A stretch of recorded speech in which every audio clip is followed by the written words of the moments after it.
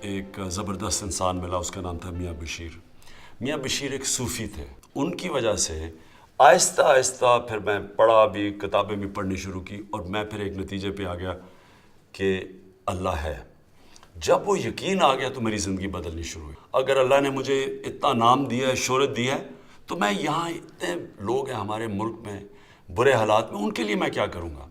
اصل میں ہاسپٹل کے لیے میں نے تب کام کرنا شروع کیا کہ میں ایک ایسا ہاسپٹل بناؤں جس میں ایک عام آدمی آئے، پیسے نہ ہو، کینسر کا مریض ہو، اس کو فکر نہ ہو کہ میرے پاس پیسے نہیں اور اس کو علاج مل جائے۔